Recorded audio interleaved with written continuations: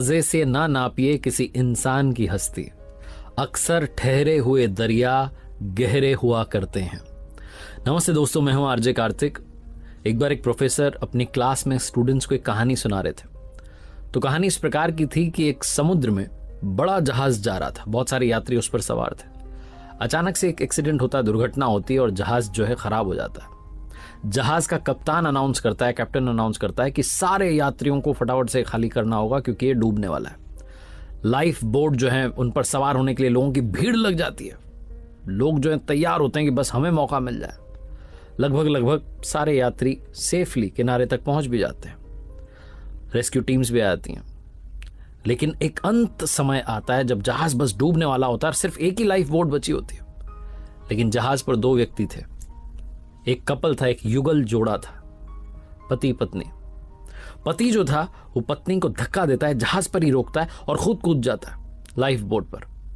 और किनारे की तरफ जब जा रहा होता है, जब जहाज डूब रहा होता है, जिस पर वो पत्नी खड़ी होती है, वो चिल्लाती है और कहती है अपने पति से कुछ। तो प्रोफेसर ने अपनी कहानी बीच में रोक करके बच्चों से पूछा कि क्या लगता है, क्या कहा होगा। तो सारे बच्चों ने कहा, मोस्टली ने जवाब दिया कि सर कहा होगा आई हेट यू, मैं तुमसे नफरत करती हूँ, इतना प्यार किया तुमने धोखा दिया, ये हो। किसी ने कहा कि हो सकता है कहा हो कि तुम बड़े सेल्फिश हो, मतलब ही निकले हुए हो। एक बच्चा चुप रहा, बहुत सिंसियर लग रहा था। तो प्रोफेसर ने पूछा उससे कि आप चुप क्यों, आप बताइए क्या कहा होगा। तो उस बच्चे ने कहा कि हो सकता है पत्नी ने अपने पति से कहा हो कि हमारी संतान का ख्याल रखना। प्रोफेसर चौंक गए, उन्होंने कहा सही जवाब है, लेकिन तुम्हें कैसे पता, तुमने कहानी सुन रखी थी। उस लड़के ने कहा नहीं सर, मैंने कहानी नहीं सुनी हुई थी। मेरी बीमार माँ भी जब अपने जीवन के अंतिम क्षणों में थी तो मेरे पिता से ही कहा था कि हमारे बच्चे का ख्याल रखना। प्रोफेसर दुखी, उन्होंने कहा कि आपकी बात सही है, जवाब सही है आपका। यही कहा उस पत्नी ने अपने पति से कि हमारी संतान का ख्याल रखना। प्रोफेसर ने कहा लेकिन कहानी भी बाकी है। उन्होंने कहानी आगे बढ़ाई, उन्होंने कहा कि वो जो जहाज था उस पर जो महिला बची थी, वो जहाज बस डूब गया, उस महिला की मौत हो गई। जो पति था वो किनारे पर आ गया, घर पहुंचा, हाँ उनकी बेटी थी। उस छोटी बच्ची का लालन पालन किया, उस संतान का पालन पोषण किया, उसे पढ़ाया लिखाया, उसका विवाह करवाया। और समय का चक्र है, उस व्यक्ति की भी जान चली गई, उसकी भी मौत हो गई। जो बेटी थी वो एक दिन अपने घर पर मायके में आई हुई थी और घर की साफ सफाई कर रही थी, सामान जो है सारा देख रही थी। तब अलमीरा में उसे एक डायरी मिलती है जो कि उसके पिता की थी।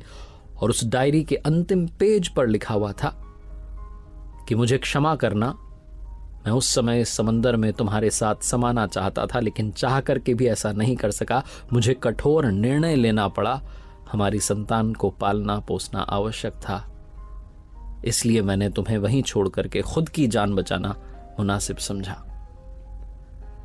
मुझे मालूम था कि तुम बीमारी से ग्रस्त हो, कुछ दिनों में वैसे भी तुम ये दुनिया छोड़कर जाने वाली थी। ऐसे में मुझे ये कठोर निर्णय लेना पड़ा, वरना मेरा यकीन मानो मैं तुम्हारे साथ समंदर में उसी पल समा जाना चाहता था। तुम्हारे बिना मेरे जीवन का कोई अर्थ नहीं है। बच्ची जब ये पढ़ रही थी तो रोती चली जा रही थी। कहीं ना कहीं उसके मन में चलता था कि पिता ने माँ को वहाँ के लिए क्यों छोड़ दिया। लेकिन उस दिन उस क्षण उसे समझ में आया कि पिता ने ऐसा फैसला क्यों किया था। इस जीवन में बहुत सारी बातें सही गलत से ऊपर है। बहुत सारी बातें बहुत कॉम्प्लेक्स्ड होती हैं, बहुत जटिल होती हैं, जिन्हें समझ पाना बड़ा मुश्किल होता है हमारे लिए। और हम में से काफ़ी लोग बस तुरंत रिएक्ट कर देते हैं, बात बोल देते हैं, सोचते नहीं, विचार नहीं करते, इमीडिएटली रिएक्शन देते हैं। आप ऐसे करते रहेंगे तो लोगों को खोते रहेंगे। प्रतिक्रिया देना बंद कीजिए, लोगों को जज करना बंद कीजिए, लोगों से प्यार करना, मोहब्बत करना शुरू कीजिए।